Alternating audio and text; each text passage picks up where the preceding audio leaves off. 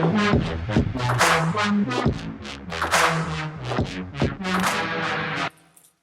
Everyone and welcome to अपना college. आज की वीडियो में हम पढ़ने वाले हैं क्यू डेटा स्ट्रक्चर के बारे में। अब इससे पहले हमारी जो पूरी की पूरी जावा प्लस डीएसए सीरीज चल रही है, इसमें हम पहले स्टैक्स कंप्लीट कर चुके हैं वन शॉट में। उसके बाद हम सक्षम थे क्वेश्चंस प्रैक्टिस करने के लिए। सेम चीज आज क्यूज के साथ करेंगे।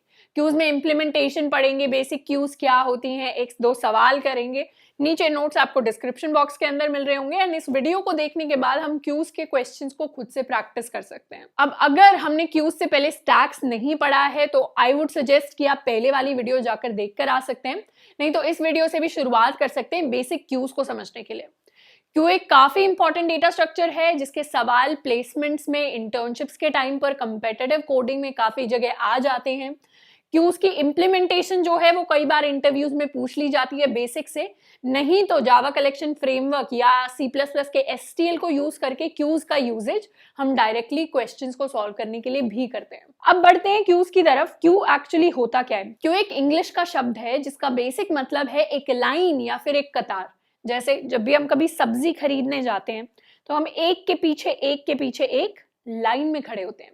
तो इस तरीके का जब स्ट्रक्चर हम कोडिंग में रिप्रेजेंट करते हैं तो इसको हम क्यू कहते हैं। ये हो गया एक रियल लाइफ क्यू का एग्जाम्पल। एक और एग्जाम्पल ये होगा कि बचपन में जब स्कूल में हम प्लेग्राउंड में खेलने जाया करते थे, जब पीटी पीरियड होता था या स्पोर्ट्स पीरियड होता था, तो उसमें टीचर कहते थे स्ट्रेट लाइन बनाकर ग्राउंड तक जाओ, तो वो भी एक क्यू का एग्जाम्पल था। अब स्टैक को हमने कैसे विजुअलाइज किया था? स्टैक को हमने कुछ इस तरीके से विजुअलाइज किया था जिसमें हम एक के ऊपर एक डेटा को स्टोर करते थे। लेकिन क्यू का विजुअलाइजेशन इससे थोड़ा सा अलग है। उसको हम इस तरीके से विजुअलाइज करते हैं जिसमें हम शुरू के पार्ट को कहते हैं फ्रंट यानी सामने वाला हिस्सा क्यू का, और इस पार्ट को कहते हैं रियर यानी पीछे वाला हिस्सा क्यू का। अब क्यू में हम रियर से एलिमेंट्स ऐड करते हैं, यानी पीछे से एलिमेंट्स ऐड करेंगे 1, उसके बाद एलिमेंट ऐड करेंगे 2, उसके बाद एलिमेंट ऐड करेंगे 3 एंड 4। तो हम देख पा रहे हैं कि हर जो एलिमेंट ऐड हो रहा है वो पीछे की साइड से ऐड हो रहा है, और जब इससे क्यू से हम एलिमेंट बाहर निकालते हैं तो वो आगे से निकालते हैं। यानी सबसे पहले निकाल रहे होंगे हम 1 को, उसके बाद निकाल रहे होंगे हम 2 को, उसके बाद निकाल रहे होंगे हम 3 को। इसीलिए क्यू का फेमस एक और नाम पड़ा है विच इज फीफो यानी first in first out data structure. क्योंकि इसमें सबसे पहले हमारे क्यू के अंदर 1 गया तो 1 ही बाहर आया, फिर क्यू के अंदर 2 गया तो 2 ही बाहर आया। तो बिल्कुल फेयर रहता है क्यू का गेम, यानी जो एलिमेंट पहले गया क्यू के अंदर वही क्यू से पहले बाहर आएगा। इस तरीके के स्ट्रक्चर को जब भी हम किसी सवाल में हमें यूज करने की जरूरत पड़े, या फिर हमें दिख रहा हो कि इस प्रॉब्लम के अंदर इस तरीके का कुछ यूजेज हो रहा है कि एलिमेंट्स जो पहले आ रहा है उसको मुझे पहले बाहर रिमूव करना है, या उसका मुझे पहले सम लेना है, उसके साथ कुछ ऑपरेशन करना है, तो उस तरीके के सवालों में हम क्यू डेटा स्ट्रक्चर को यूज करेंगे। अब इस सेम चीज को थोड़ा और गहराई से समझते हैं। ऑपरेशंस की अगर बात करें एक क्यू के ऊपर, तो हमारे पास 3 तरीके के ऑपरेशन होते हैं। इनमें से सबसे पहला होता है हमारा ऐड ऑपरेशन, जिसको हम एनक्यू नाम भी देते हैं। एनक्यू ऑपरेशन, इसका जो क्लासिकल नाम होता है वो होता है एनक्यू करना, यानी क्यू के अंदर ऐड कर देना। लेकिन जावा के अंदर जिसको मतलब डॉट ऐड करके जो हमें मेथड बनाना होता है उसका नाम ऐड होता है।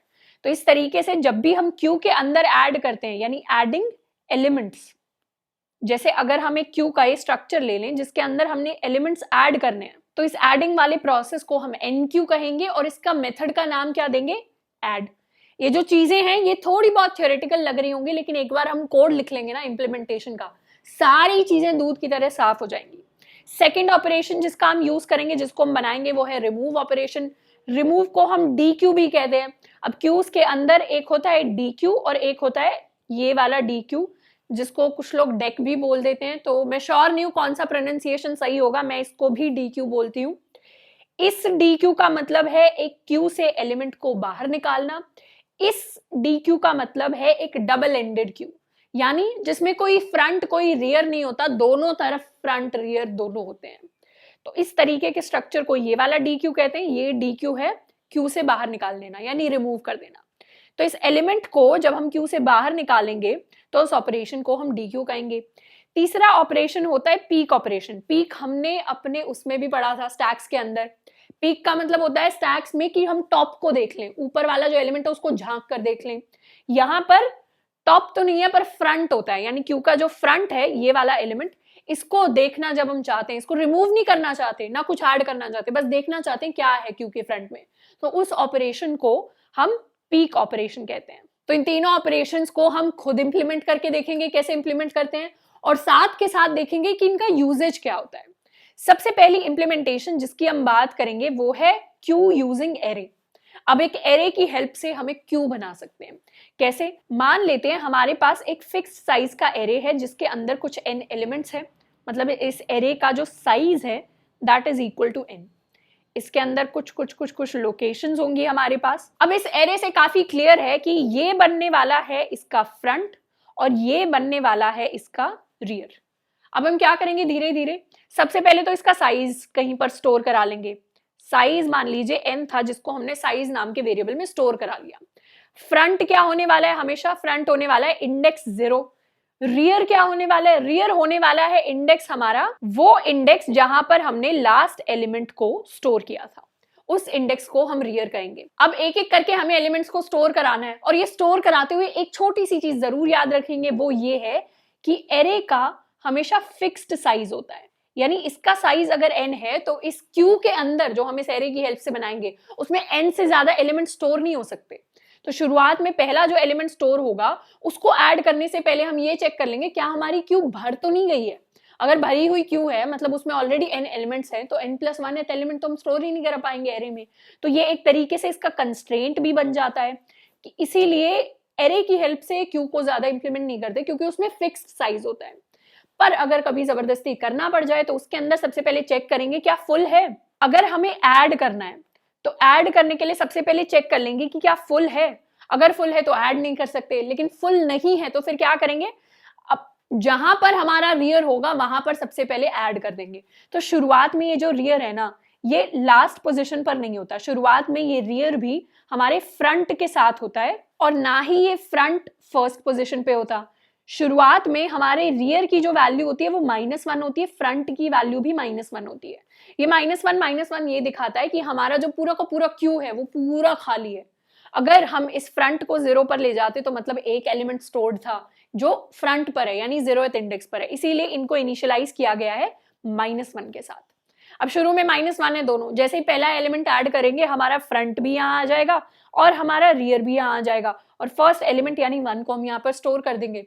उसके बाद दूसरे एलिमेंट को स्टोर करेंगे, दूसरे एलिमेंट को स्टोर करेंगे तो 2 यहाँ पर आ जाएगा, और हमारा फ्रंट तो यही रहेगा क्योंकि फ्रंट हमेशा फिक्स्ड रहता है, लेकिन ये रियर यहाँ से हटकर यहाँ आ जाएगा। तीसरा एलिमेंट जैसे ही स्टोर करेंगे तो ये रियर यहाँ से हटकर यहाँ आ जाएगा। तो इस तरीके से हमारा फ्रंट फिक्स्ड हो जाता है एक एलिमेंट आते ही, और हमारा रियर मूव करता रहता है। अब जैसे ही उस एलिमेंट को डिलीट करेंगे वैसे ही रियर एक पीछे आ जाएगा। इस तरीके से एडिशन और रिमूवल चलता रहता है जब भी क्यू को हम एरे की हेल्प से इंप्लीमेंट करते हैं। अब इसका कोड लिखकर देख लेते हैं कि कैसे कंप्लीट क्यू को हम इंप्लीमेंट करते हैं। अब क्यू को इंप्लीमेंट करने के लिए सबसे पहले हम एक क्लास बनाने वाले हैं, स्टैटिक क्लास इसे बना लेते हैं, स्टैटिक क्लास क्यू। अब क्यू के अंदर सबसे पहले एक एरे डिफाइन करेंगे जिस एरे की हेल्प से हम पूरा का पूरा क्यू इंप्लीमेंट करेंगे। इसको भी स्टैटिक टाइप का बनाते हैं ताकि इसको दूसरे फंक्शंस में हम एक्सेस कर सके। स्टैटिक इंट एरे, इसका साइज अभी नहीं पता हमें तो इसको इनिशियलाइज नहीं करेंगे। साइज हमें कैसे पता चलेगा, इस क्यू का जब हम कंस्ट्रक्टर बना देंगे तो इसमें साइज आएगा कुछ, और एरे को हम उसी साइज का डिक्लेयर कर देंगे इंट साइज। इस साइज को ना कहीं पर स्टोर भी कर लेते हैं, तो एक और स्टैटिक इंट बना लेते हैं साइज नाम से ही, और उस साइज के अंदर यानी दिस डॉट साइज करके इस साइज को स्टोर कर लेते हैं। तो हमने क्या किया, अपने एरे को साइज का या लेंथ का बना लिया है, और अपने इस वेरिएबल साइज के अंदर हमने इस इनिशियलाइज करने वाले साइज की वैल्यू स्टोर कर ली है। ये साइज कुछ नहीं है, इसको n भी कह सकते हैं, यानी शुरुआत में जो हमारे पास n आएगा उसी हम साइज का एरे डिक्लेयर कर लेंगे। ये हो गया हमारे क्यू का कंस्ट्रक्टर। अब हमें थोड़े थोड़े फंक्शंस इंप्लीमेंट करने, उससे पहले बना लेते हैं एक अपना रियर। तो स्टैटिक इंट रियर, रियर की वैल्यू इनिशियलाइज हम करेंगे -1 के साथ। अब यहाँ पर फ्रंट हमें बनाने की जरूरत नहीं है क्योंकि फ्रंट ऑलरेडी 0 होता है हर एक सिंगल केस में जब भी हम एरे से इंप्लीमेंट करेंगे, तो फ्रंट हमारे पास ऑलरेडी होगा। अब सबसे पहला फंक्शन जिसको इंप्लीमेंट करेंगे वो स्टैक में भी हमेशा सेम फंक्शन इंप्लीमेंट किया कर देते, जो है इज एम्प्टी। इज एम्प्टी एक स्पेशल फंक्शन होता है जो हमें बताता है कि क्या हमारी क्यू खाली है या उसमें कोई एलिमेंट है। तो इसके लिए सिंपली रिटर्न कर देंगे रियर इक्वल टू -1। तो जब भी हमारे रियर की वैल्यू -1 होगी, यानी हमारी क्यू के अंदर, एरे के अंदर एक भी एलिमेंट स्टोर्ड नहीं है, तो उस केस में रिटर्न कर देंगे हम ट्रू, नहीं तो रिटर्न करेंगे फॉल्स की एम्प्टी नहीं है। अब पहला फंक्शन जिसको इंप्लीमेंट करेंगे वो है हमारा ऐड फंक्शन। इस ऐड को हम nq नाम भी देते हैं, public static void add. Add के अंदर हमारा कोई डेटा आएगा जिसको हमें क्यू के अंदर ऐड करना है। अब ऐड करने से पहले सबसे पहले चेक कर लेंगे क्या हमारी क्यू फुल है। अगर हमारे रियर की वैल्यू साइज -1 के इक्वल हो जाती है, यानी हम लास्ट इंडेक्स पर हमारा रियर पहुंच गया है, n एलिमेंट्स को हमने स्टोर कर दिया है, तो n-1th इंडेक्स पर हमारा रियर है, तो उस केस में हमारा जो क्यू है वो भर चुका है और एलिमेंट्स को स्टोर नहीं कर सकते। उस केस में सिंपली क्या करेंगे, प्रिंट करवा देंगे फुल क्यू और यहां से कर जाएंगे हम रिटर्न।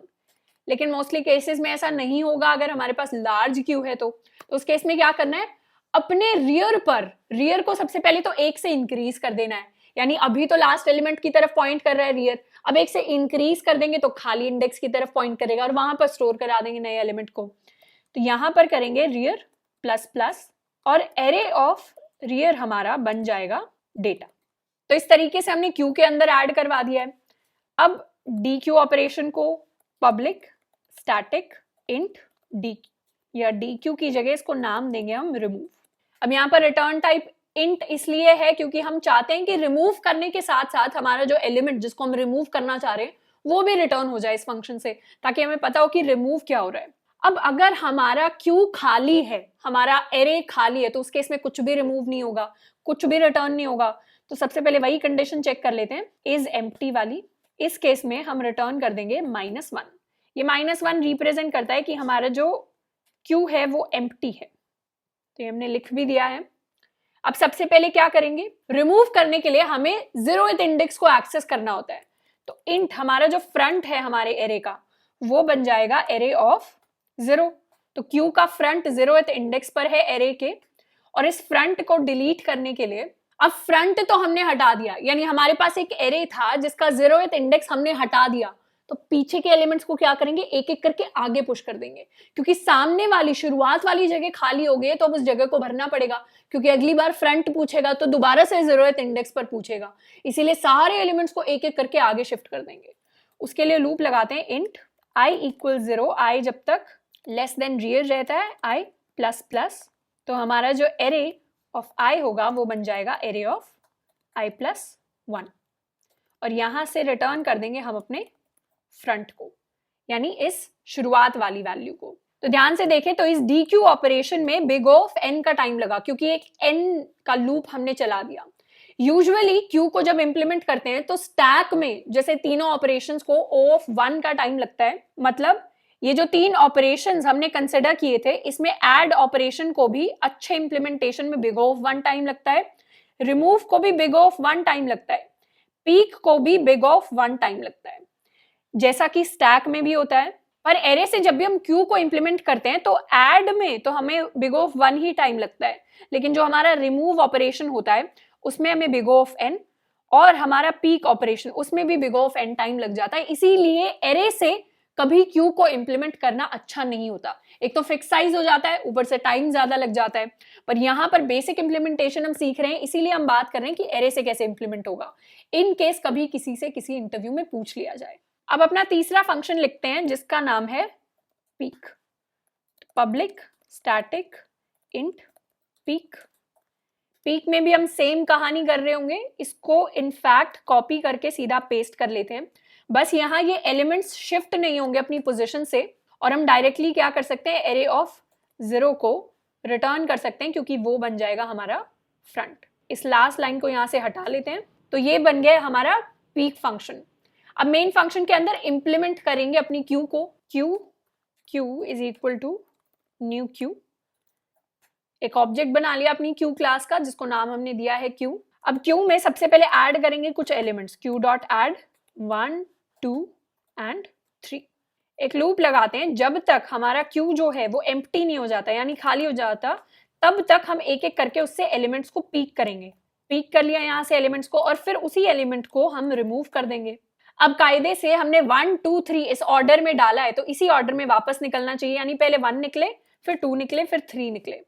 अगर स्टैक होता तो स्टैक के केस में क्या होता, जो लास्ट में गया है वो पहले आता, यानी 3 पहले आता फिर 2 आता फिर 1 आता। मेन फंक्शन में हमने क्यू को यूज कर लिया, यहाँ पर साथ के साथ एरे का अपना साइज दे देंगे। इनिशियल साइज हम 5 रखकर चल रहे हैं अपने एरे को। अपने रिमूव फंक्शन के अंदर हम एक चीज भूल गए, वो ये था कि हमने रियर को अब चेंज कर दिया है तो रियर को माइनस माइनस करना जरूरी है, क्योंकि एक बार हमारा जो सारे के सारे एलिमेंट्स हैं वो शिफ्ट हो गए हैं हमारे एरे के अंदर तो हमारा रियर एक इंडेक्स आगे बढ़ जाएगा। तो इसको भी सेव कर लेते हैं और एक बार रन करते हैं।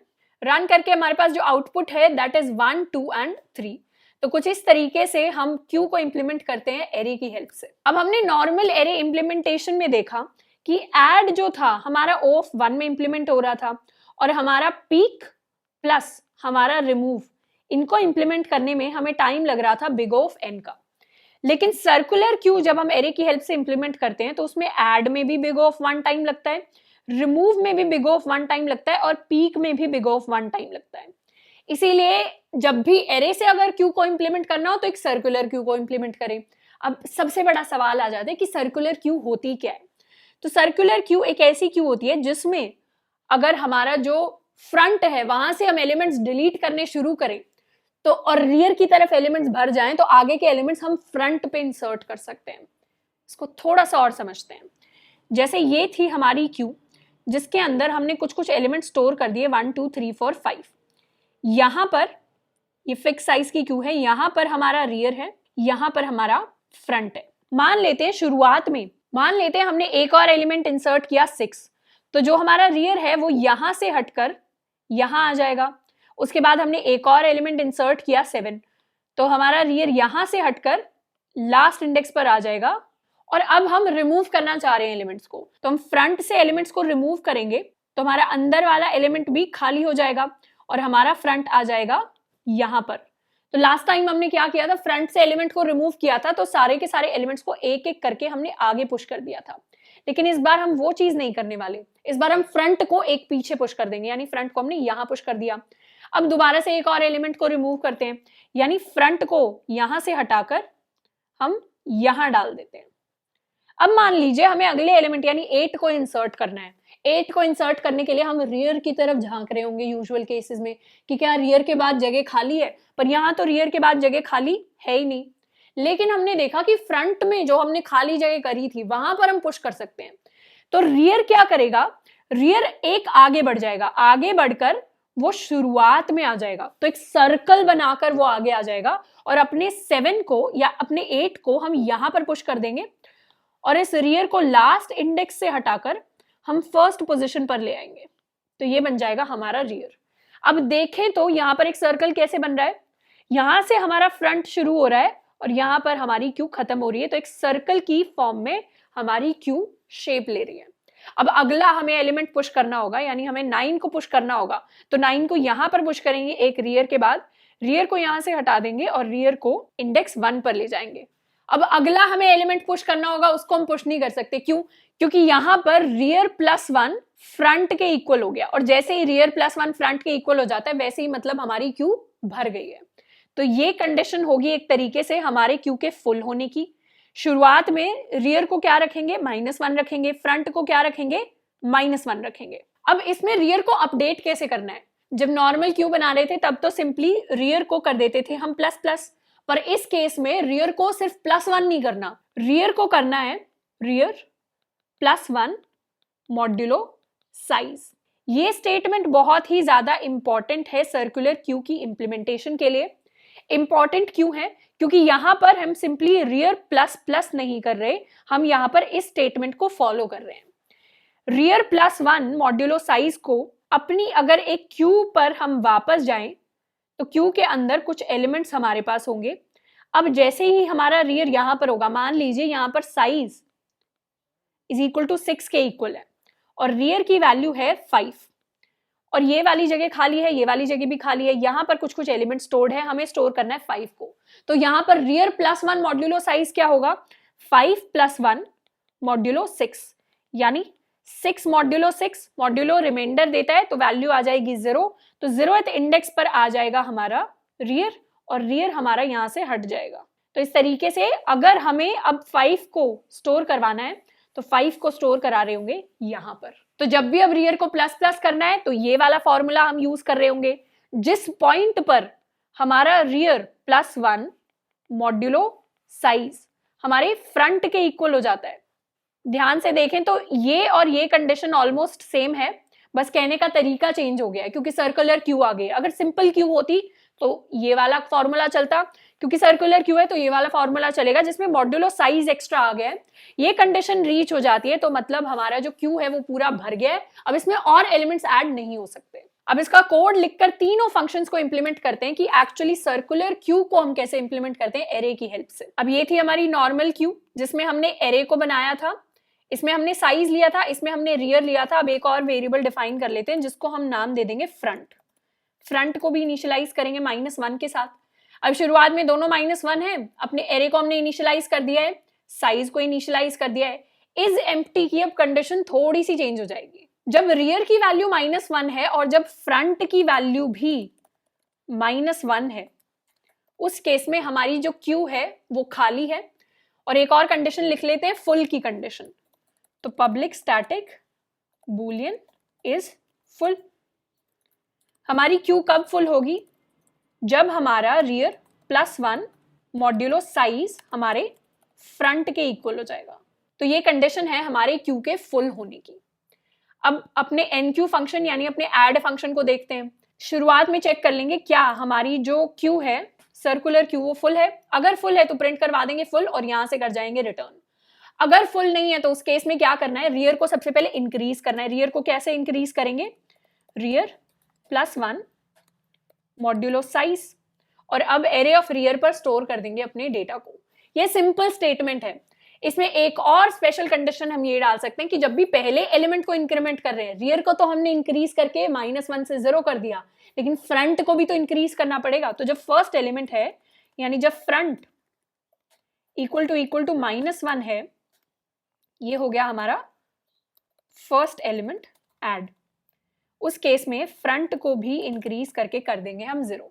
तो इस तरीके से हम ऐड कर रहे होंगे अपनी सर्कुलर क्यू के अंदर। अब रिमूव फंक्शन को देखते हैं। रिमूव फंक्शन यहाँ पर of1 में इंप्लीमेंट होता है। अगर एम्प्टी है तो रिमूव कर ही नहीं पाएंगे।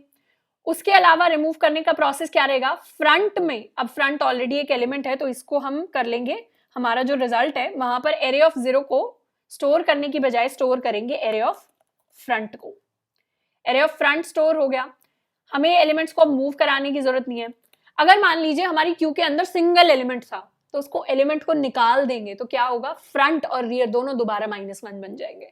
सिंगल एलिमेंट कैसे पता चलेगा, अगर हमारा रियर हमारे फ्रंट के इक्वल है, रियर फ्रंट इक्वल है और दोनों हमें पता है किसके इक्वल हैं, दोनों 0 के इक्वल हैं। जैसे ही दोनों इक्वल हो जाएं, रियर को भी और फ्रंट को भी हम बना देंगे -1। ये थी हमारी सिंगल एलिमेंट की कंडीशन। अब रिजल्ट हमारे पास है, सिंपली इस रिजल्ट को हमें रिटर्न करना है एंड में। अगर सिंगल एलिमेंट है तो ये कंडीशन फॉलो होगी, नहीं तो हम फ्रंट को चेंज कर रहे होंगे। फ्रंट को कर देंगे फ्रंट +1 मॉड्यूलो साइज। तो जैसे रियर को हमने इंक्रीज किया था बाय 1 स्पेशल कंडीशन को यूज करके, वैसे ही फ्रंट को इंक्रीज कर देंगे बाय 1 स्पेशल कंडीशन को यूज करके। ये कंडीशन तब काम आएगी जब हम फ्रंट, हमारा जो फ्रंट है वो लास्ट इंडेक्स पर है, उसको इंक्रीज बाय 1 करना है और उसको 0 पर लेकर जाना है, तब ये कंडीशन सबसे ज्यादा काम आएगी। अब जाते हैं अपने पीक फंक्शन की तरफ। इज एम्प्टी वैसे का वैसा काम करेगा और यहां से हम रिटर्न कर रहे होंगे अपने एरे ऑफ फ्रंट को। अब तीनों फंक्शंस को हमने उसी तरीके से इंप्लीमेंट कर लिया है। इस मेन फंक्शन में जो जो चीजें लिखी हैं उनको सेम रखेंगे। और अब शुरुआत करते हैं, इसको रन करके देखते हैं कि क्या आउटपुट आता है। 1 2 3 ही आउटपुट आया। अब एक काम करेंगे, कुछ एलिमेंट्स को ऐड करके देखेंगे। q.add 4, q.add 5। अब सबसे पहले रिमूव करेंगे यहां से अपने फ्रंट को, उसके बाद दोबारा क्यू में ऐड करेंगे 6 को, दोबारा से रिमूव करेंगे अपने फ्रंट को, और एक बार जब हमने ये चीज कर दी तो अपने एलिमेंट्स को देखते हैं कि एक्चुअली निकल कर क्या आते हैं। पहले हमने क्यू में 1 को ऐड किया, फिर 2 को ऐड किया, फिर 3 को, इस तरीके से 5 तक हमने क्यू में एलिमेंट्स को ऐड किया। जब क्यू से रिमूव किया तो फर्स्ट एलिमेंट निकला होगा, यानी 1 हमारे पास प्रिंट होकर आ गया। उसके बाद ऐड कर दिया हमने 6 को, तो 6 कहां पर ऐड हुआ, जैसे ही क्यू से हमारा 1 निकला होगा फ्रंट से, 0th इंडेक्स पर आकर 6 स्टोर्ड हो गया। अब हमने क्यू से रिमूव कर दिया सेकेंड एलिमेंट को, यानी अब फ्रंट क्या था, अब फ्रंट था 2, तो 2 रिमूव हो गया। फिर क्यू में ऐड कर दिया 7 को। अब शुरुआत की जो 1 और 2 पोजीशन थी वहां पर हमारे 6 और 7 ऐड हो चुके हैं, क्योंकि सर्कुलर क्यू है। अब जब भी सारे एलिमेंट्स को बाहर निकालेंगे तो 3 से लेकर 7 तक एलिमेंट स्टोर्ड हैं और वो उसी ऑर्डर में निकलेंगे, 3, 4, 5, 6 एंड 7। इस तरीके से सर्कल में एलिमेंट्स बाहर निकल रहे होंगे। इसको हल्का सा और विजुअलाइज करके अगर हम खूबसूरत तरीके से देखना चाहें तो कुछ इस तरीके का क्यू हमारा इंप्लीमेंट हुआ होगा। ये हमारी क्यू थी जिसके अंदर कुछ कुछ एलिमेंट स्टोर्ड थे। यहाँ पर 1, 2, 3, 4, 5 5 जगह थी। 1, 2, 3, 4, 5 को हमने ऐड कर दिया था। यहाँ पर था हमारा फ्रंट, यहाँ पर था हमारा रियर। अब हमने रिमूव करना है फ्रंट को, तो फ्रंट को यहाँ से रिमूव किया, फ्रंट हमारा यहाँ आ गया। इस एलिमेंट को भी हमने यहाँ से हटा दिया। अब हमें अगर 6 को ऐड करना है तो 6 हमारा स्टोर होगा यहाँ पर, तो रियर जो होगा वो यहाँ से हटकर यहाँ आ जाएगा। अब हमने दोबारा फ्रंट से हटा देना है एलिमेंट को, तो फ्रंट से एलिमेंट को हटाएंगे तो फ्रंट हमारा बन जाएगा 3 पर, तो ये बन गया फ्रंट। अब 7 को ऐड करना है तो 7 हमारा यहाँ पर ऐड हो जाएगा, यहाँ पर आ जाएगा हमारा रियर। अब एलिमेंट्स को एक एक करके बाहर निकालेंगे तो सबसे पहले फ्रंट यहाँ पर है तो 3 आउट आएगा, फिर फ्रंट यहाँ आ जाएगा तो 4 बाहर आएगा, फ्रंट यहाँ आएगा तो 5, फिर फ्रंट यहाँ आएगा तो 6, फ्रंट यहाँ आएगा तो 7। उसके बाद इस तरीके से इस फैशन में, यानी इस पॉइंट से लेकर इस पॉइंट तक हमारे एक सर्कुलर फैशन में, क्योंकि सारे एलिमेंट्स बाहर निकलकर हमारे पास वापस आ गए हैं, और इस तरीके से क्यू की हेल्प से, तो अगर अब किसी इंटरव्यू में सवाल पूछा जाता है कि एरे से सर्कुलर क्यू को इंप्लीमेंट करें, तो कुछ इस तरीके का इंप्लीमेंटेशन हमारा रहता है। नेक्स्ट इंप्लीमेंटेशन में क्यू को लिखेंगे लिंक लिस्ट की हेल्प से। ये मेरा फेवरेट और बहुत ही खूबसूरत इंप्लीमेंटेशन है। अब क्यू में लिंक लिस्ट की हेल्प से इंप्लीमेंटेशन होने वाला है, तो सबसे पहले एक लिंक लिस्ट बना लेते हैं। मान लेते हैं ये है हमारी कुछ नोड्स जो हमारी लिंक लिस्ट का पार्ट है, और ये एक दूसरे की तरफ पॉइंट कर रही है, यानी पहली नोड दूसरे की तरफ, दूसरी तीसरे की तरफ, जिस तरीके से लिंक लिस्ट काम करती है। ये बन गया है हमारे लिंक लिस्ट का हेड, और ये बन गया है हमारे लिंक लिस्ट का टेल। तो हम हमेशा हेड को यूजुअली ट्रैक किया करते हैं, इस केस में टेल को भी ट्रैक कर लेते हैं। तो लिंक लिस्ट में कुछ कुछ हमारे एलिमेंट स्टोर्ड हैं, 1, 2, 3। अब ये जो लिंक लिस्ट है ये क्यू को दर्शाती है, मतलब ये लिंक लिस्ट नहीं है, ये क्यू है। मतलब अगर इसमें एलिमेंट्स ऐड होंगे तो टेल पर ऐड होंगे, अगर इसमें एलिमेंट्स रिमूव होंगे तो फ्रंट से रिमूव होंगे, और तीनों ऑपरेशंस यानी ऐड, रिमूव और पीक हम बिग ऑफ 1 में कर रहे होंगे। देखते हैं कैसे कर रहे होंगे। अगर एक एलिमेंट को हमें ऐड करना है तो उसके लिए हमने एक नया नोड बनाया होगा। मान लीजिए हमें ऐड करना है 4 को, तो 4 को हमने न्यू नोड की तरह रखा, और सिंपली क्या करना है, टेल के नेक्स्ट को 4 की तरफ पॉइंट करवा देंगे, नए नोड की तरफ पॉइंट करवा देंगे। यानी टेल का जो नेक्स्ट होगा, 3 का जो नेक्स्ट होगा, वो अब न्यू नोड की तरफ पॉइंट करेगा, और जो टेल होगा उसको टेल से हटाकर न्यू नोड बना देंगे। यानी ये वाला जो हमारा टेल है ये यहां से हट जाएगा, और अब टेल हमारा आ जाएगा हमारे नए नोड पर। तो इस तरीके से क्या हुआ, जो हमारा लास्ट एलिमेंट था वो हमारे रियर पर, आखिरी हिस्से में यानी टेल पर अटैच हो गया। तो ये बन गया अब हमारे क्यू का पार्ट। अगर रिमूव करना है, यानी रिमूव ऑपरेशन को अगर इंप्लीमेंट करना है लिंक लिस्ट में, तो शुरुआत से हेड को यहां से हटाकर हेड के नेक्स्ट की तरफ पॉइंट करवा देंगे। यानी हेड फर्स्ट नोड से हटकर सेकंड नोड पर आ जाएगा, और 2 बन जाएगा हमारा हेड। अब सिंपली क्या हुआ, लिंक लिस्ट में जहां पर कोई नोड पॉइंट ही नहीं करता वो नोड खत्म हो जाता है, उसको गार्बेज कलेक्टर लेके चला जाता है। तो ये 1 हो गया यहां से गायब, और ये बन गई हमारी नई लिंक लिस्ट। अब पीक करना तो सबसे आसान है। पीक करने के लिए सिंपली देख लेना है हमारे फ्रंट पर क्या है। तो फ्रंट है हमारा हेड, हेड पर क्या है 2, तो 2 को हम करा देंगे प्रिंट। तो बहुत सिंपल इंप्लीमेंटेशन है लिंक लिस्ट का जब हमें क्यू बनानी हो। अब इसको पूरे कोड की हेल्प से लिखकर देख लेते हैं। हमारे पास सर्कुलर क्यू का कोड पड़ा था, उसी में कुछ कुछ चेंजेस करेंगे। सबसे पहले लिंक लिस्ट के लिए एक नोड बना लेते हैं, क्लास नोड। क्लास नोड के अंदर वही सारा डेटा हम स्टोर कर रहे होंगे, इंट डेटा, साथ के साथ नोड नेक्स्ट। इसका भी कंस्ट्रक्टर बना लेते हैं जिसमें शुरुआत में डेटा आएगा, तो this dot data is equal to हमारा डेटा, एंड नेक्स्ट को इनिशियलाइज करेंगे नल के साथ। अब क्यू के अंदर एक स्टैटिक नोड बना लेते हैं जिसको नाम देंगे हेड, जिसकी इनिशियलाइजेशन होगी नल के साथ। एक और स्टैटिक नोड बना लेते हैं, इसको नाम देंगे टेल, इसको भी हम नल के साथ इनिशियलाइज करेंगे। तो हेड है हमारे पास, टेल हो गया हमारे पास। यहां पर हमें इस क्यू के कंस्ट्रक्टर की जरूरत नहीं है तो इसको हटा देते हैं।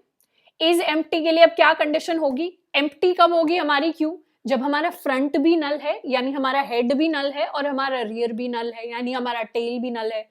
तो रिटर्न करेंगे head equal to null and rear equal to null को। इज फुल की कंडीशन यहाँ पर चेक करने की जरूरत है ही नहीं, क्योंकि लिंक लिस्ट है तो हमेशा वेरिएबल साइज की होगी। तो वेरिएबल साइज के डेटा स्ट्रक्चर्स हैं वो तभी फुल होते हैं जब प्रोग्राम की मेमोरी भर जाती है। यहाँ पर मान रहे हैं प्रोग्राम की मेमोरी बहुत बड़ी है जो नहीं भरेगी, तो इस फुल फंक्शन को इंप्लीमेंट करने की जरूरत नहीं है।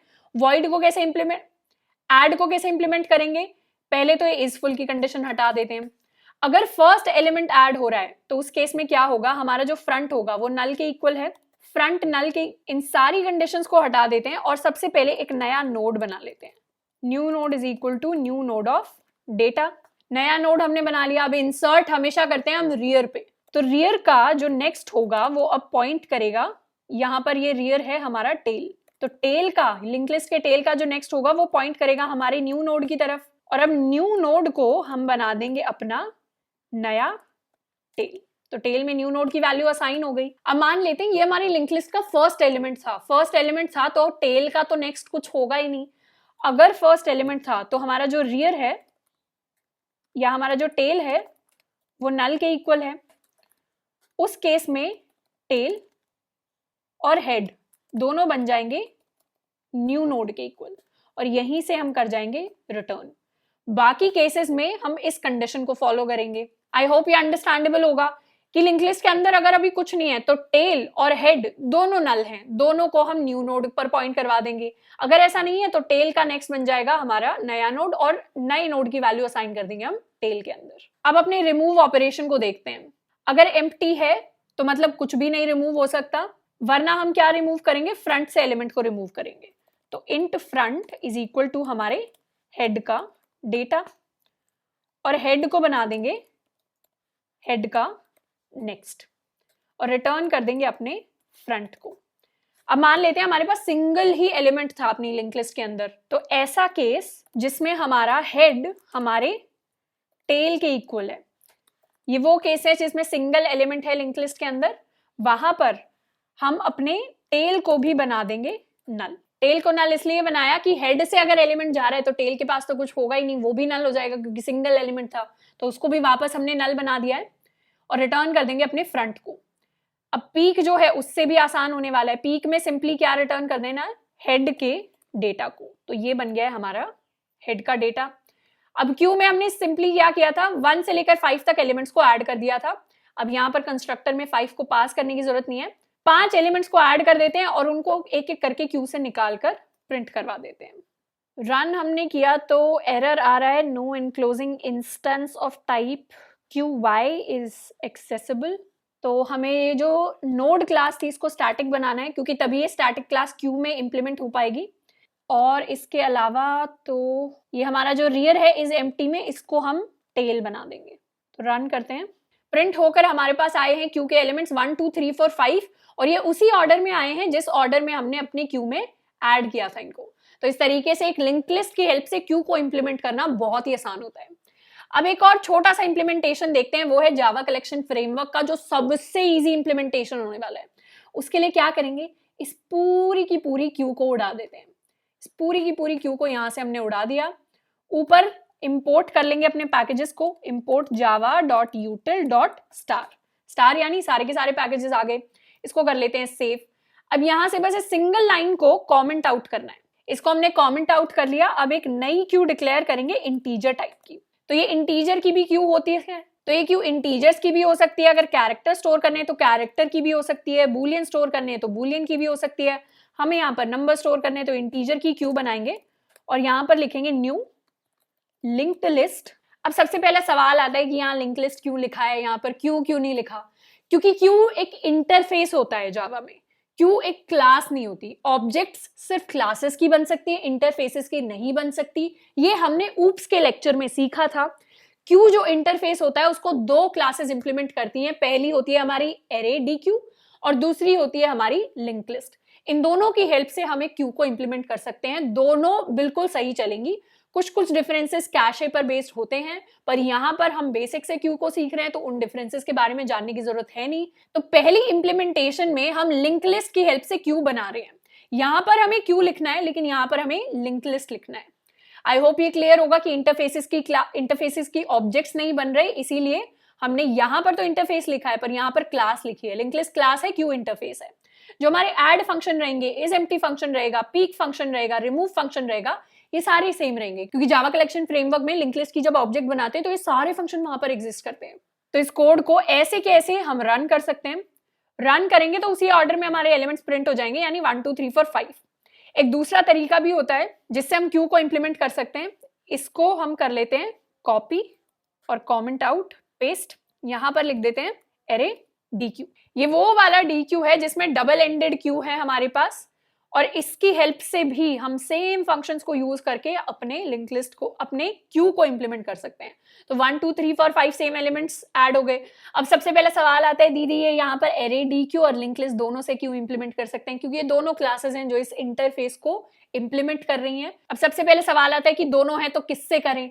यूजुअली लोग एरे डी क्यू प्रेफर करते हैं, मैं लिंक लिस्ट प्रेफर करती हूँ। आप इन दोनों में से कोई भी प्रेफर कर सकते हैं, कोई परेशानी नहीं आएगी। जो इनमें डिफरेंसेस होते हैं वो कैश पर बेस्ड होते हैं, जो मेमोरी की जो कैश होती है उस पर बेस्ड थोड़े से डिफरेंसेस होते हैं। ये आपके लिए होमवर्क प्रॉब्लम है कि एरे डी क्यू से और लिंक लिस्ट से जब क्यू को इंप्लीमेंट करते हैं तो दोनों में क्या क्या डिफरेंसेस होते हैं, ये आप पढ़ लीजिए। क्योंकि जो जावा से अपने इंटरव्यू आप देने बैठेंगे और जावा का कोई कोडर आपका इंटरव्यू ले रहा होगा तो वो आपसे सवाल पूछ सकता है। तो आप जाकर गूगल सर्च करिए इसका, और नीचे कमेंट्स में मेरे को बता सकते हैं किस किसने गूगल सर्च करके आंसर निकाल लिया है। तो इस तरीके से जावा कलेक्शन फ्रेमवर्क की हेल्प से हम देखें तो इतनी सी चंद लाइनों का कोड रह जाता है जिसकी हेल्प से हम अपने पूरे के पूरे क्यू को इंप्लीमेंट कर देते हैं। अब क्यू पर बेस्ड एक बहुत इंपॉर्टेंट सवाल करते हैं, ये माइक्रोसॉफ्ट गूगल जैसी कंपनीज ने पूछ रखा है अपने इंटरव्यूज में, तो इंटरव्यू प्रिपरेशन के हिसाब से काफी इंपॉर्टेंट है। सवाल ये, क्यू को हमें इंप्लीमेंट करना है दो स्टैक्स की हेल्प से। अब स्टैक जो डेटा स्ट्रक्चर होता था हमें ऑलरेडी पता है किस तरीके का होता था। ये होता है हमारा last in first out data structure, Q होता है हमारा first in first out data structure. अब दो स्टैक्स की हेल्प से क्यू को इंप्लीमेंट करने के दो तरीके हैं। इन दोनों ही तरीकों में हम एक एफिशिएंट क्यू इंप्लीमेंट नहीं कर पाएंगे। एफिशिएंट क्यू कौन सी क्यू होती है? जिसमें ऐड भी बिग ऑफ 1 का होता है, रिमूव भी बिग ऑफ 1 का होता है और पीक भी बिग ऑफ 1 का होता है। या तो हमारा जो पुश ऑपरेशन है या फिर हमारा जो ऐड ऑपरेशन है वो बिग ऑफ n का हो जाएगा, या हमारा पॉप जिसको हम रिमूव भी कह रहे हैं वो हमारा बिग ऑफ 1 का हो जाएगा। तो ये दो चॉइसेस हैं हमारे पास। अब जहां पर रिमूव बिग ऑफ 1 का होता है वहां पर पीक भी बिग ऑफ 1 का होता है, इसीलिए दो ऑपरेशंस बिग ऑफ 1 के करें, इससे अच्छा एक कर लेते हैं ऐड वाला ऑपरेशन। तो हम ये फर्स्ट वाली इंप्लीमेंटेशन यहाँ पर करके देख रहे होंगे। सेकंड वाली इंप्लीमेंटेशन आप लोगों के लिए होमवर्क रहेगी। फर्स्ट को आप देखकर सीख सकते हैं किस तरीके से किया, सेकंड अपने आप इजीली हो जाएगा। अब इस इंप्लीमेंटेशन की अगर बात करें तो हमारे पास होंगे दो स्टैक्स। पहला स्टैक जिसका नाम होगा S1, दूसरा स्टैक जिसका नाम होगा S2। अब सिंपल तरीका इंप्लीमेंट करने का, मान लेते हैं हमें इंसर्ट करना है 1 2 3 4 5 को। अब सिंपल तरीका इंप्लीमेंट करने का ये है, S1 अगर खाली है तो 1 को यहां पर ऐड कर दो। 1 को चलिए ऐड कर लिया। अब आई 2 की बारी। 2 को ऐड करने के लिए S1 में जितने भी एलिमेंट्स है ना उनको पहले S2 में डाल दो, यानी यहां से इस एलिमेंट को हटा देंगे, इसको S2 में डाल देंगे और अब अपने 2 को यहां पर पुश कर देंगे। पुश हमेशा स्टैक में टॉप पे होता है, तो टॉप पे पुश कर दिया हमने 2 को। अब वापस से S2 के एलिमेंट्स को उठाकर S1 में डाल देंगे, तो 1 वापस आ गया यहां पर। अब 3 को डालेंगे। 3 को डालने के लिए सबसे पहले अपने सारे के सारे S1 को एलिमेंट्स को उठाकर S2 में डाल देंगे। तो 1 को सबसे पहले पॉप करेंगे तो 1 आ गया, फिर 2 को पॉप करेंगे तो 2 यहां पर आ गया। तो ये हो गया हमारा स्टैक S1 खाली। अब स्टैक S1 में पुश कर देंगे 3 को। 3 को पुश किया, यहाँ पर आ गया। अब इनको उठाकर भी यहाँ पर डाल देंगे। 2 को सबसे पहले पॉप किया तो 2 यहाँ पर आ गया। 1 को सबसे पहले पॉप किया तो 1 यहाँ पर आ गया। अब 4 को हमें ऐड करना है। 4 को अपने क्यू में ऐड करने के लिए पहले 4 को इस स्टैक पर पुश करने की जरूरत है, पर स्टैक पे पुश करने से पहले S2 में एलिमेंट्स को डाल देंगे, यानी स्टैक को खाली कर लेंगे। तो 1 यहाँ पर आ गया, 2 यहाँ पर आ गया, 3 हमारा यहाँ पर आ गया, ये हमारा S1 हो गया खाली, तो यहाँ पर हमने पुश कर दिया 4 को। अब वापस इन एलिमेंट्स को यहाँ ले आएंगे, मतलब पहले 3 आएगा, फिर 2 आएगा, फिर 1 आएगा। आई होप कि ये खेल हम समझ गए होंगे। खेल क्या है कि सबसे पहले जिस भी स्टैक में हमें पुश करना है, अगर क्यू बनाना है इसको, तो सारे के सारे एलिमेंट्स को उठाकर दूसरे स्टैक में डाल दो, अपने एलिमेंट को यहाँ पर पुश कर दो, फिर उनको वापस उठाकर इसी स्टैक में डाल दो। इस तरीके से ऐड ऑपरेशन को इंप्लीमेंट करेंगे। रीजन क्या है, लॉजिक क्या है इसे इंप्लीमेंट करने का, वो हमें पॉप से समझ में आएगा, रिमूव से समझ में आएगा। जब भी हमें रिमूव करना है अब अपने एलिमेंट्स को, यानी 1 2 3 4 5 अगर हमने डाले, तो वो यहाँ पर 5 को हटा देते हैं। अगर हमने 1 से लेकर 4 तक अपने एलिमेंट्स अपने स्टैक के अंदर पुश किए इस फैशन में, तो सबसे ऊपर स्टैक पर क्या है, सबसे ऊपर है 1, तो पॉप करेंगे तो क्या निकलेगा, 1 निकलेगा। दूसरा पॉप करेंगे तो क्या निकलेगा, 2 निकलेगा। तीसरा पॉप करेंगे तो क्या निकलेगा, 3 निकलेगा। चौथा पॉप करेंगे तो क्या निकलेगा, 4 निकलेगा।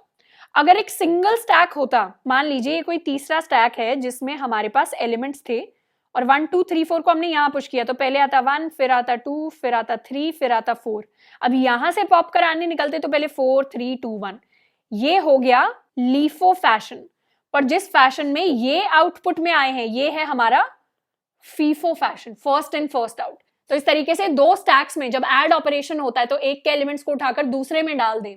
इस इंप्लीमेंटेशन की वजह से दो स्टैक्स से हम क्यू बना लेते हैं, यानी लीफो से हम फीफो में कन्वर्ट हो जाते हैं। इसका कोड लिखकर समझेंगे तो चीजें बहुत ही ज्यादा क्लियर होंगी। अब कोड के लिए क्लास बनाते हैं, स्टैटिक क्लास, और इसको नाम देंगे क्यू। इस क्यू क्लास में कुछ नहीं है, एक क्यू नहीं है, दो स्टैक्स हैं। स्टैक्स कैसे डिक्लेयर करते थे, यहां पर जावा कलेक्शन फ्रेमवर्क को यूज करेंगे। Integer s1 is equal to new stack, इसे भी स्टैटिक टाइप का बना लेते हैं और इसी को कॉपी करके कर देते हैं यहां पर पेस्ट, यानी s2। अब सबसे पहले इंप्लीमेंट करेंगे इज एम्प्टी फंक्शन, तो public static Boolean is empty. Q हमारी तब एम्प्टी है जब हमारा स्टैक 1 भी एम्प्टी है और स्टैक 2 भी एम्प्टी है, तो यहां से रिटर्न कर देंगे s1 dot is empty and s2 dot is empty. तो अब सबसे पहला फंक्शन इंप्लीमेंट करेंगे जो है is empty public static Boolean is empty.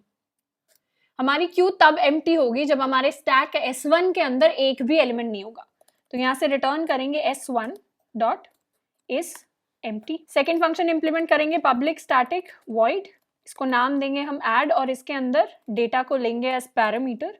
तो इस डेटा को हमें ऐड करना है अपनी क्यू के अंदर। ऐड करने का तरीका हमें ऑलरेडी पता है, s1 के सारे एलिमेंट्स को उठाकर s2 में डाल दें, s1 के अंदर अपने डेटा को पुश कर दें और फिर s2 के सारे एलिमेंट्स को वापस उठाकर s1 के अंदर पुश कर दें। तो क्या प्रोसेस रहेगा, जब तक हमारा s1 खाली नहीं हो जाता डॉट एम्प्टी, तब तक s2 dot push s1 dot pop, यानी s1 से पॉप करके s2 के अंदर पुश कर दिया अपने सारे एलिमेंट्स को, फिर s1 के अंदर पुश कर देंगे अपने डेटा को। अब जब तक हमारा s2 खाली नहीं हो जाता वहां से पॉप करके s1 में वापस डालना है, तो जब तक s2 डॉट इज एम्प्टी तब तक s1 के अंदर किसको पुश करेंगे, s2 से एलिमेंट्स को पॉप करके। तो कुछ इस तरीके का 3 स्टेप प्रोसेस रहेगा। अब ये कंप्लीट कर लिया ऐड को, इसके बाद इंप्लीमेंट करेंगे अपना remove function public static int remove.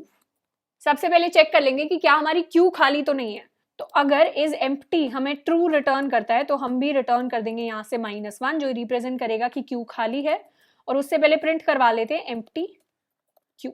अब रिमूव करने का सिंपल प्रोसेस क्या है, अपने s1 से टॉप को पॉप कर देना, यानी s1 का जो सबसे टॉप मोस्ट एलिमेंट होगा वही हमारे क्यू का फ्रंट है, उसी को निकाल लेंगे, उसी को रिटर्न कर देंगे। तो यहां पर लिख देते हैं एक रिटर्न स्टेटमेंट, और इसी तरीके से सिंपल फंक्शन इंप्लीमेंट करेंगे पीक का।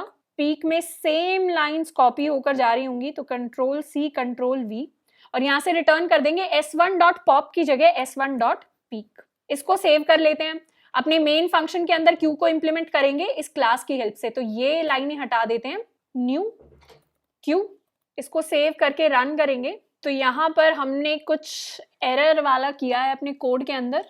इस ऐड के अंदर हमने यहाँ पर इफ लिख दिया है, जबकि यहाँ पर वाइल स्टेटमेंट आनी चाहिए, मतलब एक लूप आना चाहिए।